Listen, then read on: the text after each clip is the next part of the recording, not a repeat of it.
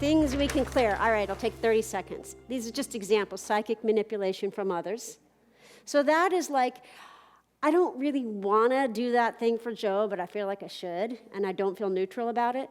Like, I got to do it. And it's like my high self is going, you don't have to, but I don't know, I have to.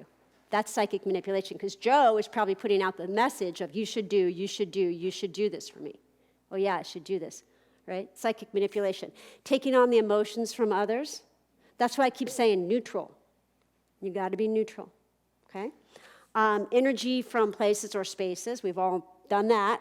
Gone in some place, you're like, this, right? Energy in the media, news, social media, right? Because you read something, and then you've got all the energy of everybody's opinion about that thing. And that's a really good time to put in the call and the light is before you read the news. Negativity from others. Negativity from others, curses and things is more in the psychic manipulation area. Negativity from others is fun things like demons and entities, or somebody's in a level of hell and we're over-responsible for them. So, or negative power or groups, and that's what it sounds like. So over-responsible and over-responsible and over-responsive, let me just speed through that, but it is important. So we take on things only if we have a karmic opening, okay? So most of the time it's because of over-responsibility, and that is because of past lives where I had some sort of authority over this person. I was their mother, I was their king, I was their teacher, I was their whatever. And so, and I felt responsible for them in that life. Then I, create some sort of karma with them where I feel like I need to save them. And I come back in this life and they're like, you need to do this for me, or they're heavily laden with something. I'm like, oh yes, I'm responsible for you. That's also overinflated ego, okay?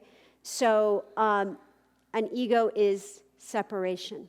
Ego always wants to be special, okay?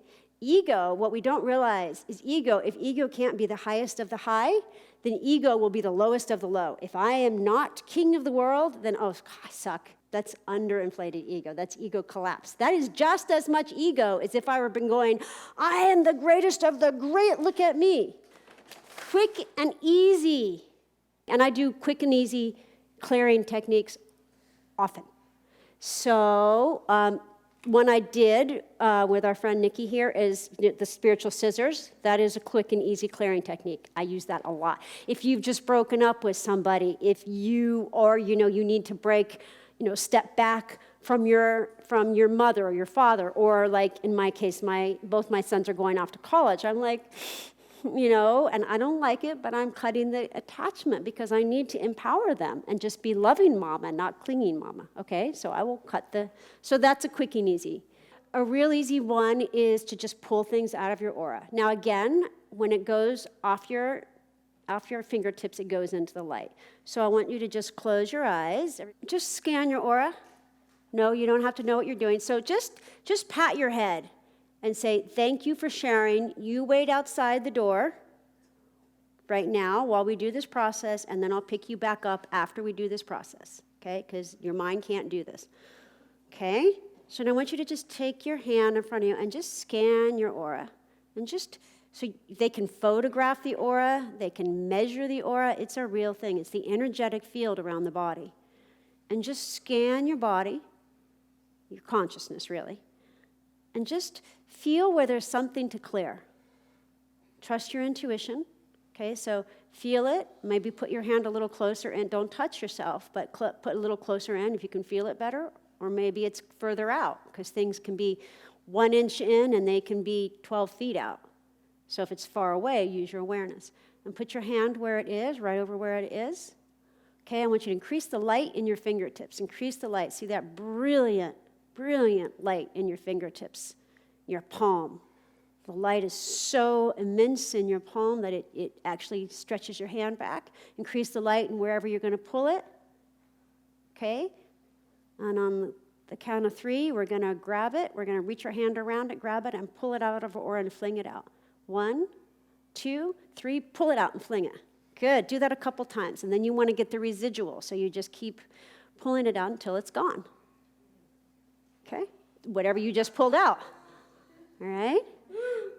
Then you want to take a deep breath, let it all go. Yeah, shake it out. And that's it.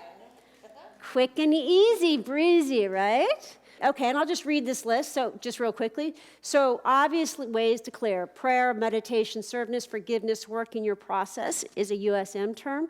So work in your process is just, it's gorgeous. And clearing does not take the place of work in your process. I'm sorry to tell you, you still got to do the work, right?